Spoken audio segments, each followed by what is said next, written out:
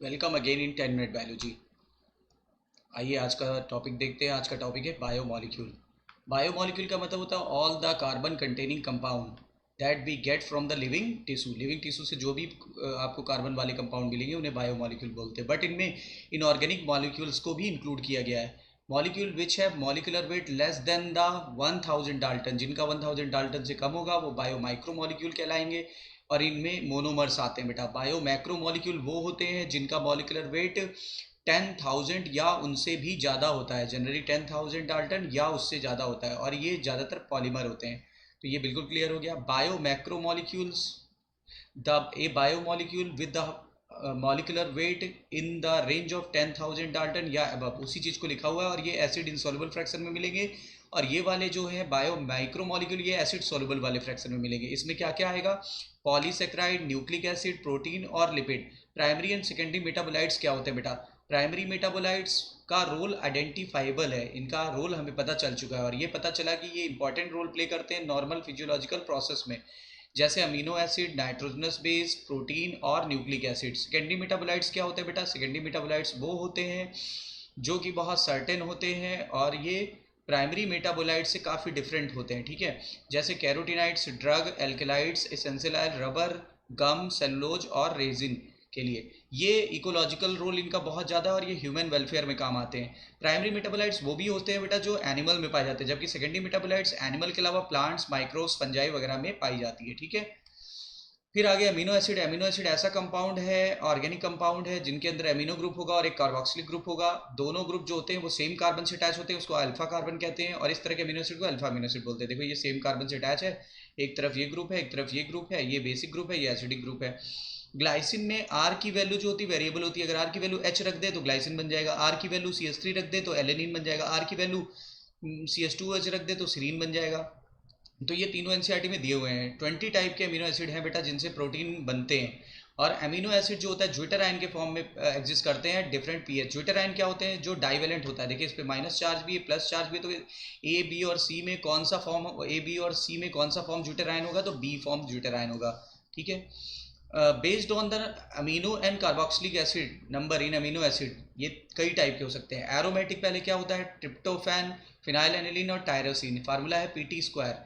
Phenyl, tryptophan और tyrosine ये सब होते हैं और इनकी एक विशेष स्मेल होती है।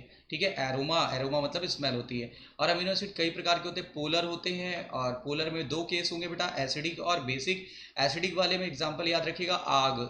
आग एसिडिक का एग्जांपल है स्पार्टिक एसिड और ग्लूटामिक एसिड। ठीक है, बेसिक का याद रखिएगा लैब। लैब का पूरा नाम होगा लाइसिन और आर्जिनिन। ये बेसिक अमीनो एसिड है, इसमें लाइसिन नहीं दिया, लाइसिन भी इंक्लूड कर लीजिए। न्यूट्रल वाले में जो ना एसिडिक हो ना बेसिक हो उनको बोलेंगे। ठीक है, नॉन पोलर वाले में क्या होगा? ग्लूटामिन, टायरोसिन और सीरीन। ग्लूटामिन, टायरोसिन और सीरीन। लिपिड क्या होता है? लिपिड स्ट्रिक्ट मैक्रोमोलिक्यूल नहीं है। ठीक है, इसका मॉलिक्यूलर वेट जो है वो 800 डाल्टन से एक्सीड नहीं करता। But form A part of acid insoluble pool. Insoluble pool में इसलिए पाया जाता है क्योंकि लिपिड पानी में सोल्युबल नहीं है। ये वाटर इनसॉल्युबल है, इसमें कार्बन, हाइड्रोजन और ऑक्सीजन होता है। Fat on hydrolysis yield fatty acid. Fat को जब हाइड्रोलाइज करेंगे तो फैटी एसिड और ग्लिसरॉल मिलेगा। फैटी एसिड में कार्बोक्सिलिक ग्रुप जो होता है आर ग्रुप अटैच होता है सी यू एच से, यानी कार्बोक्सिलिक ग्रुप आर से अटैच होता है, जिसमें से कार्बन की संख्या हो सकती है 1 से 19 तक। और फैटी एसिड दो प्रकार के होते हैं, सैचुरेटेड और अनसैचुरेटेड। जिनमें सिंगल बॉन्ड होता है उनको बोलते हैं सैचुरेटेड। इसके में आ जाएगा पामेटिक एसिड और ब्यूटारिक एसिड। अनसैचुरेटेड वाले में क्या होगा? जिनमें एक या एक से ज़्यादा डबल बॉन्ड हो, जैसे oleic acid, linoleic acid etcetera. Glycerol क्या होता है? C H two O H, C H O H dash C H two O H, इसको बोलते हैं ग्लिसरॉल। इसको tri hydroxy methane, ethane, propane भी बोलेंगे। ट्राई हाइड्रोक्सी प्रोपेन भी बोलते हैं। ये भी सिंपल लिपिड है। और कुछ में क्या होता है? फैटी एसिड और ग्लिसरॉल आपस में जुड़ जाते हैं एस्टर बॉन्ड द्वारा, तब उसको बोलते हैं हम लोग वो ट्राईग्लिसराइड। अगर तीन जुड़ गए, जैसे ये ग्लिसरॉल है, इससे एक फैटी एसिड जुड़ा, मोनोग्लिसराइड दूसरा फैटी एसिड जुड़ गया, डाईग्लिसराइड तीसरा फैटी एसिड जुड़ गया, ट्राईग्लिसराइड। तो ये तीन होते हैं। जैसे ये देखिए एक ट्राईग्लिसराइड का स्ट्रक्चर बना है, मोनोग्लिसराइड, डाईग्लिसराइड और ट्राईग्लिसराइड। जब R1, R2 और R3 तीन एल्काइल ग्रुप है फैटी एसिड के, R1, R2, R3, तो ये ट्राईग्लिसराइड है।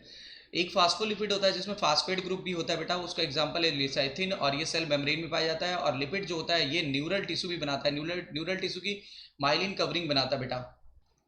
फास्फोलिपिड क्या होता है? फास्फोलिपिड में क्या होता है? कंपाउंड लिपिड है जिसमें फास्फोरस होगा और फास्फोराइलेटेड हो जाता है ऑर्गेनिक कंपाउंड से, जैसे लिसाइथिन इसका एग्जांपल ऊपर बताया था।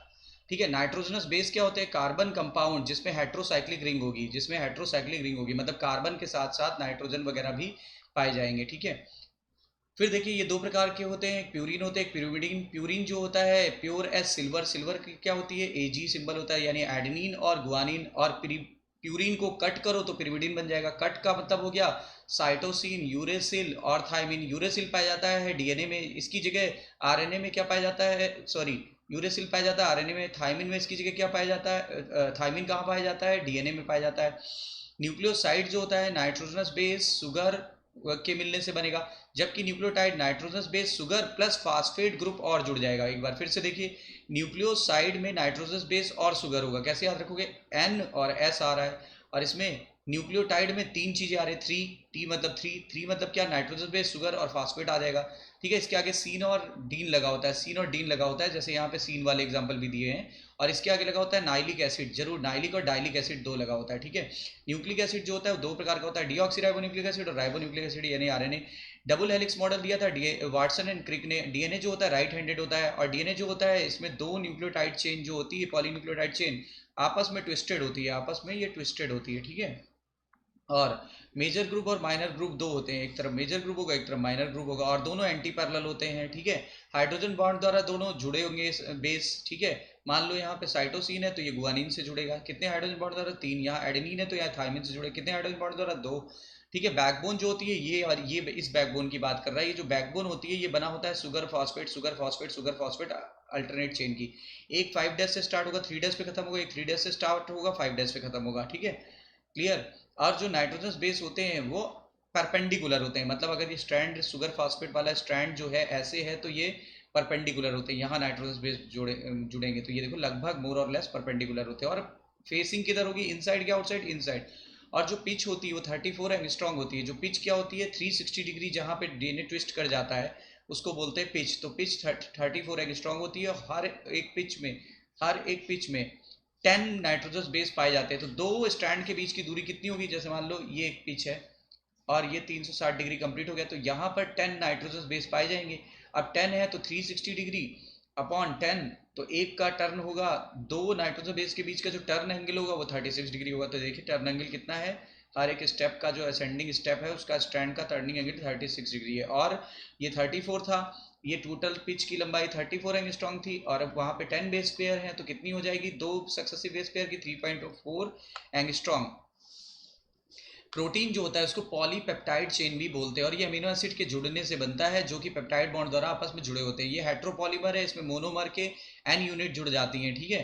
फंक्शन ऑफ प्रोटीन तो आप जानते ही हैं, बहुत सारे फंक्शन हो सकते हैं। स्ट्रक्चर ऑफ प्रोटीन में कई प्रकार के होते हैं। प्राइमरी स्ट्रक्चर, ये लीनियर स्ट्रक्चर होता है, इसमें अमीनो एसिड लाइन से जुड़ जाता है। जो पहला अमीनो एसिड है यहाँ इधर वाला वो एन टर्मिनल शो करेगा, लास्ट वाला amino acid C terminal show करेगा। ठीक है। ये देखो लास्ट वाला सी टर्मिनल शो करेगा, और इससे पोजिशनल इन्फॉर्मेशन मिलेगी हर एक अमीनो एसिड की in the polypeptide chain. Secondary structure वो होता है जो फोल्डेड हो जाता है, और जब फोल्डेड हो जाएगा तो क्वाइल्ड हो जाएगा, और ये इसकी स्टेबिलिटी बढ़ाता कौन है? Hydrogen bond. हाइड्रोजन बॉन्ड यहाँ पे इसकी स्टेबिलिटी बढ़ा देते हैं। राइट हैंडेड हेलिक्स ज्यादातर देखा गया है, लेफ्ट हैंडेड भी होता है लेकिन वो होता है कोलेजन में। ठीक है। जैसे फाइबरस प्रोटीन ऑफ हेयर और नेल्स। टर्सरी स्ट्रक्चर क्या होता है? इसमें पॉलीपेप्टाइड चेन और ज्यादा फोल्डेड हो जाती है, अपने ही ऊपर लिपट जाती है, हॉलो बॉल जैसे दिखाई पड़ती है, हॉलो वुलन बॉल की तरह दिखाई पड़ती है, और ये 3 डायमेंशन व्यू में देता है प्रोटीन को, जिसका एग्जांपल है मायोसिन। क्वाटरनरी प्रोटीन क्या होता है? जिसमें एक से ज्यादा पॉलीपेप्टाइड चेन होती है, यानी दो या दो से ज्यादा पॉलीपेप्टाइड चेन जब क्वाइल्ड हो जाती है, किस फैशन में? टर्सरी वाले जो प्रोटीन के स्ट्रक्चर है, यानी टर्सरी वाली प्रोटीन के एक से ज्यादा पॉलीपेप्टाइड चेन जब इन्वॉल्व हो जाते हैं तब बनता है क्वाटरनरी स्ट्रक्चर, और ये सबसे स्टेबल होता है। जैसे हम लोग के हीमोग्लोबिन में 4 पॉलीपेप्टाइड चेन है, जिसमें से 2 अल्फा 2 बीटा होती है बेटा। अब आगे देखिए बेटा, मोनोसेक्राइड क्या होते हैं? मोनोसेक्राइड वो होते हैं जिसमें जिसमें जो शुगर होती है वो ग्लाइकोसिडिक बॉन्ड द्वारा जुड़ जाती है। राइट हैंड जो होता है रिड्यूसिंग होता है, और लेफ्ट हैंड नॉन रिड्यूसिंग होता है। पॉलीसेक्राइड क्या होती है? Polysaccharide are long chain of polymers of monosaccharide. जब मोनोसेक्राइड के बहुत सारी यूनिट जुड़ती है तो पॉलीसेक्राइड बन जाएगा। कुछ पॉलीसेक्राइड के एग्जांपल है स्टार्च। स्टार्च एनर्जी का स्टोर हाउस है जो कि प्लांट टिश्यू में बनता है ड्यूरिंग द फोटोसिंथेसिस। ठीक है। इस ये हेलिकल स्ट्रक्चर होता है, यानी कि ऐसा होता है, इसका मतलब ये हो गया, ये सेकेंडरी स्ट्रक्चर होता है। डीएनए भी सेकेंडरी स्ट्रक्चर होता है, वो भी हेलिकल होता है। Made up of only one type of monomer that is glucose. Cellulose क्या होता है? सेलुलोज होमोपॉलीमर है ऑफ ग्लूकोज का। It does not contain complex helix, इसमें हेलिक्स नहीं होता, इसीलिए ये आयोडीन को बांध लेता है बेटा स्टार्च। और ये स्पेसिफिक कलर देता है, लेकिन ये आयोडीन को नहीं बांध पाता, इसलिए स्पेसिफिक कलर नहीं देगा। कॉटन क्या है? कॉटन सेलुलोज है। ग्लाइकोजन जो होता है ये ब्रांच्ड होमोपॉलीमर है, और ये पाया जाता है कहाँ पे? ये एनिमल्स में पाया जाता है, और एनिमल में लिवर और मसल में स्टोर होता है, ठीक है। इनुलिन लिखा है बेटा। इंसुलिन क्या होता है? इंसुलिन तो प्रोटीन है, ये है inulin. Inulin is the polymer of fructose, जो कि डहलिया के रूट में पाया जाता है, ठीक है। काइटिन जो होता है ये भी क्या है? ये भी होमोपॉलीमर है, और ये केमिकली मॉडिफाइड शुगर जैसे कि NAG का मतलब होता है एन एसिटाइल ग्लूकोसामीन और गैलेक्टोसामीन का बना होता है, और ये बनाता है किसका? एक्सोस्केलेटन ऑफ आर्थ्रोपोड, और ये होमोपॉलीमर है बेटा। वाली एनसीईआरटी में होमोपॉलीमर हो गया।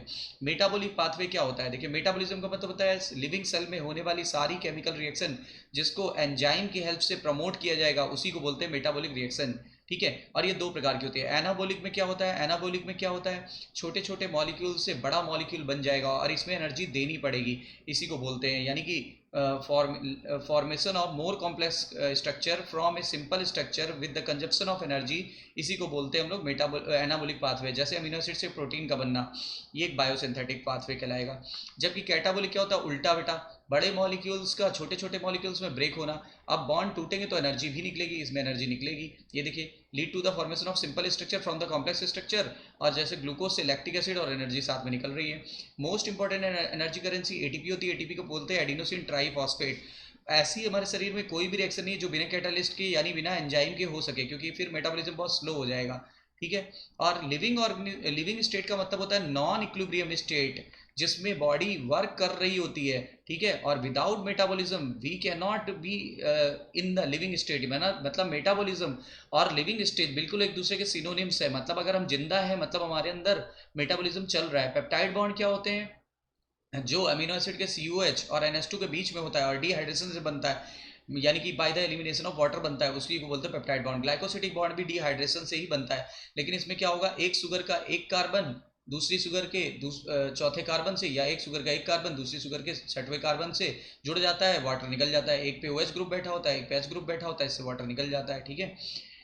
फिर फास्फोडाइस्टर बॉन्ड क्या होता है? फास्फोडाइस्टर बॉन्ड न्यूक्लिक एसिड में पाया जाता है। इसमें क्या होता है? एक कार्बन के 3 डैश पर बनेगा, और दूसरे कार्बन के 5 डैश पर बनेगा, और इससे न्यूक्लियोटाइड चेन जुड़ती चली जाती है, ठीक है।